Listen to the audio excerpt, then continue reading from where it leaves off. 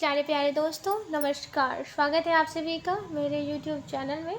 और आज हम लोग NCERT क्लास 9 चैप्टर 4 को पढ़ेंगे। और इस चैप्टर का नाम है जावेद हुसैन साफले सपनों की। तो आइए पहले लेखक के बारे में जानकारी प्राप्त कर लेते हैं। लेखक के बारे में क्या क्या कहा गया है। जावेद हुसैन का जन्म सन 1945 में गांव नौनही, राजगीर, जिला नालंदा, बिहार में हुआ। वे अंग्रेजी भाषा एवं साहित्य के प्राध्यापक रहे।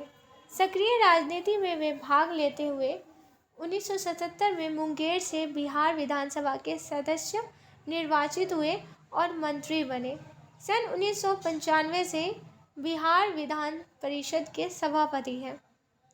जावेद हुसैन हिंदी, उर्दू तथा अंग्रेजी तीनों भाषाओं में समान अधिकार के साथ लेखन करते रहे हैं।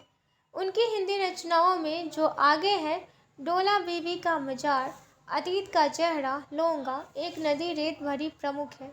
अपने लंबे राजनीतिक सामाजिक जीवन के अनुभवों में उपस्थित आम आदमी के संघर्षों को उनके अपने साहित्य में प्रकट किया है। संघर्षरत आम आदमी और विशिष्ट व्यक्तियों पर लिखी गई उनकी डायरियाँ चर्चित प्रशंसित हुई हैं। जावेद हुसैन ने डायरी विधा में एक अभिनव प्रयोग किया है जो अपनी प्रस्तुति, शैली और शिल्प में नवीन है। प्रस्तुत पाठ जून 1987 में प्रसिद्ध पक्षी विज्ञानी सलीम अली की मृत्यु के तुरंत बाद डायरी शैली में लिखा गया संस्मरण है। सलीम अली की मृत्यु से उत्पन्न दुख और अवसाद को लेखक ने सांवले सपनों की याद के रूप में व्यक्त किया है। सलीम अली का स्मरण करते हुए लेखक ने उनका व्यक्ति चित्र प्रस्तुत किया है। यहाँ भाषा की रवानी और अभिव्यक्ति की शैली दिल को छूती है। सांवले सपनों की याद। सुनहरे परिंदों के खूबसूरत पंखों पर सवार सांवले सपनों का एक हजूम मौत की खामोश वादी की तरह अग्रसर है। कोई रोक टोक सके कहाँ संभव है। इस हजूम में आगे आगे चल रहे सलीम अली अपने कंधों पर सैलानियों की तरह अपने अंतहीन सफ़र का बोझ उठाएं, लेकिन यह सफ़र पिछले तमाम सफ़रों से भिन्न है। भीड़ भाड़ की जिंदगी और तनाव के माहौल से सलीम अली का यह आखिरी पलायन है। अब तो वो उस वन पक्षी की तरह प्रकृति में विलीन हो रहे हैं जो जिंदगी का आखिरी गीत गाने के बाद मौत की गोद में जा बसा हो। कोई अपने जिस्म की हरारत और दिल की धड़कन देकर भी उसे लौटाना चाहे तो वह पक्षी अपने सपनों के गीत दोबारा कैसे गा सकेगा। मुझे नहीं लगता कोई इस सोए हुए पक्षी को जगाना चाहेगा।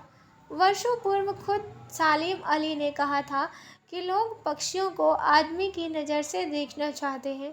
यह उनकी भूल है, ठीक उसी तरह जैसे जंगलों और पहाड़ों, झरनों और आबशारों को वो प्रकृति की नज़र से नहीं, आदमी की नज़र से देखने को उत्सुक रहते हैं।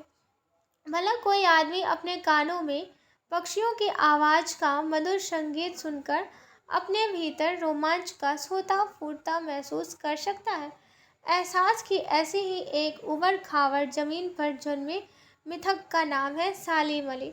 पता नहीं इतिहास में कब कृष्ण ने वृंदावन में रासलीला रची थी और शौक गोपियों को अपनी शरारतों का निशाना बनाया था। कब माखन भरे भांडे फोड़े थे और दूध छाली से अपने मुंह भरे थे। कब वाटिका में छोटे मोटे किंतु घने पेड़ों की छांव में विश्राम किया था। कब दिल की धड़कनों को एकदम से तेज करने वाले अंदाज में बंसी बजाई थी। और पता नहीं कब वृंदावन की पूरी दुनिया संगीतमय हो गई थी। पता नहीं यह सब कब हुआ था, लेकिन कोई आज भी वृंदावन जाए तो नदी का सांवला पानी उसे पूरे घटनाक्रम की याद दिला देगा। हर सुबह सूरज निकलने से पहले जब पतली गलियों से उत्साह भरी भीड़ नदी की ओर बढ़ती है तो लगता है जैसे उस भीड़ को चीरकर अचानक कोई सामने आएगा और बंसी की आवाज़ पर सब किसी के कदम थम जाएंगे। हर शाम सूरज ढलने से पहले जब वाटिका का माली सैलानियों को हिदायत देगा तो लगता है जैसे बस कुछ ही क्षणों में वो कहीं से आ टपकेगा और संगीत का जादू वाटिका के भरे पूरे माहौल पर छा जाएगा। वृंदावन कभी कृष्ण की बांसुरी के जादू से खाली हुआ है क्या? मिथकों की दुनिया में इस सवाल का जवाब तलाश करने से पहले एक नज़र कमज़ोर काया वाले उस व्यक्ति पर डाली जाए जिसे हम सालिम अली के नाम से जानते हैं। उम्र को शती तक पहुंचने में थोड़े ही दिन तो बचे रहे थे। संभव है लंबी यात्राओं की थकान ने उनके शरीर को कमज़ोर कर दिया हो और कैंसर जैसी जानलेवा बीमारी उनकी मौत का कारण बनी हो। लेकिन अंतिम समय तक मौत उनकी आंखों से वह रोशनी छीनने में सफल नहीं हुई जो पक्षियों की तलाश और उनकी हिफाजत के प्रति समर्पित थी। सालिम अली की आंखों पर चढ़ी दूरबीन उनकी मौत के बाद ही तो उतारी थी। उन जैसा बर्ड वाचर शायद ही कोई हुआ हो, लेकिन एकांत क्षणों में सालिम अली बिना दूरबीन भी देखे गए हैं। दूर क्षितिज तक फैली जमीन और झुके आसमान को छूने वाली उनकी नज़रों में कुछ कुछ वैसा ही जादू था जो प्रकृति को अपने घेरे में बांध लेता है। सालिम अली उन लोगों में थे जो प्रकृति के प्रभाव में आने की बजाय प्रकृति को अपने प्रभाव में लाने के कायल होते हैं। उनके लिए प्रकृति में हर तरफ एक हंसती खेलती रहस्य भरी दुनिया पसरी थी। यह दुनिया उन्होंने बड़ी मेहनत से अपने लिए गढ़ी थी।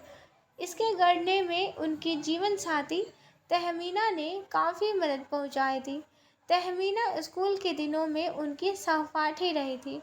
अपने लंबे रोमांचकारी जीवन में ढेर सारे अनुभव के मालिक सालिम अली एक दिन केरल की साइलेंट वैली को रेगिस्तानी हवा के झोंकों से बचाने का अनुरोध लेकर चौधरी चरण सिंह से मिले थे। वे प्रधानमंत्री थे।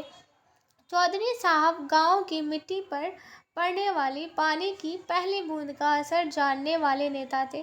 पर्यावरण के संभावित खतरों का जो चित्र सालिम अली ने उनके सामने रखा, उसने उनकी आंखें नम कर दी थी। आज सालिम अली नहीं है, चौधरी साहब भी नहीं है। कौन बचा है जो अब सोंधी माटी पर उगी फसलों के बीच एक नए भारत की नींव रखने का संकल्प लेगा? कौन बचा है जो अब हिमालय और लद्दाख की बर्फीली ज़मीनों पर जीने वाले पक्षियों की वकालत करेगा? सालिम अली ने अपनी आत्मकथा का नाम रखा था फॉल ऑफ अ स्पैरो। मुझे याद आ गया, D.S. लॉरेंस की मौत के बाद लोगों ने उनकी पत्नी फ्रीडा लॉरेंस से अनुरोध किया कि वह अपने पति के बारे में कुछ लिखे। फ्रीडा चाहती तो ढेर सारी बातें लॉरेंस के बारे में लिख सकती थी, लेकिन उसने कहा, मेरे लिए लॉरेंस के बारे में कुछ लिखना असंभव सा है। मुझे महसूस होता है मेरी छत पर बैठने वाली गौरैया लॉरेंस के बारे में ढेर सारी बातें जानती है, मुझसे भी ज़्यादा जानती है। वो सचमुच इतना खुला खुला और सादा दिल आदमी था। मुमकिन है लॉरेंस मेरी रगों में, मेरी हड्डियों में समाया हो, लेकिन मेरे लिए कितना कठिन है उसके बारे में अपने अनुभवों को शब्दों का जामा पहनाना। मुझे यकीन है मेरी छत पर बैठी गौरैया उसके बारे में और हम दोनों के बारे में मुझसे ज़्यादा जानकारी रखती है। जटिल प्राणियों के लिए सालिम अली हमेशा एक पहेली बने रहेंगे। जटिल प्राणियों के लिए सलीम अली हमेशा एक पहेली बने रहेंगे। बचपन के दिनों में उनकी एयर गन से घायल होकर गिरने वाली नीलकंठ की वह गौरैया सारी जिंदगी उन्हें खोज के नए नए रास्तों की तरफ ले जाती रहेगी। जिंदगी की ऊंचाइयों में उनका विश्वास एक क्षण के लिए भी डिगा नहीं।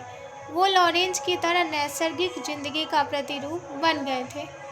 सलीम अली प्रकृति की दुनिया में एक टापू बनाने के बजाय अथाह सागर बनकर उभरे थे। जो लोग उनके भ्रमणशील स्वभाव और उनकी यायावरी से परिचित हैं, उन्हें महसूस होता है कि वो आज भी पक्षियों के सुराग में ही निकले हैं और बस अभी गले में लंबी दूरबीन लटकाए अपने खोजपूर्ण नतीजों के साथ लौट आएंगे। जब तक वो नहीं लौटते, क्या उन्हें गया हुआ मान लिया जाए? मेरी आंखें नम है। सलीम अली, तुम कब लौटोगे? तो आज के लिए इतना ही। आशा करते हैं ये ऑडियो लेक्चर आप लोगों को समझ में आया होगा। ये वीडियो सुनने के लिए आप सभी का बहुत बहुत धन्यवाद।